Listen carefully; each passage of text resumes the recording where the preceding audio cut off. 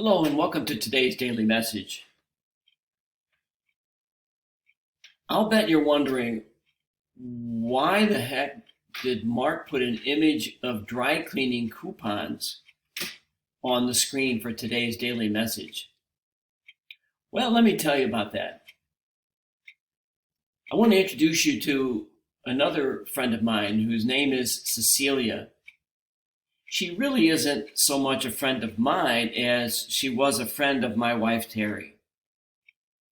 They worked together at Lutheran Senior Services. And when my wife got sick about 3.5 years ago, she could no longer work. She hated to give up her job, but her condition just made it impossible for her to continue working.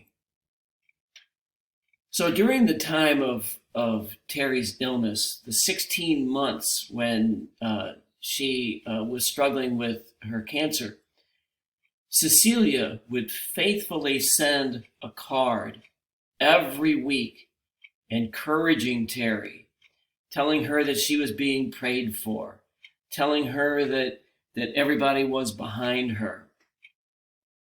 And she continued a practice that she had started when they worked together.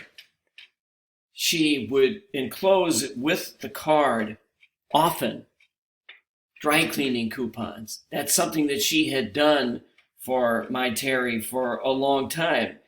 And so she continued that practice of sending her dry cleaning coupons. So what's my point today? My point is that maybe there's someone whom we know who is alone today, who is suffering today, who is struggling today in some way or another.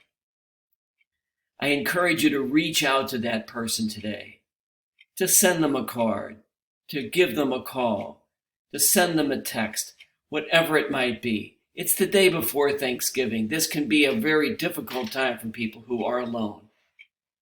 I encourage you to reach out to someone today. Make contact with them. Let them know that you're thinking about them. Let them know that they're loved. Thank you once again for watching the Daily Message.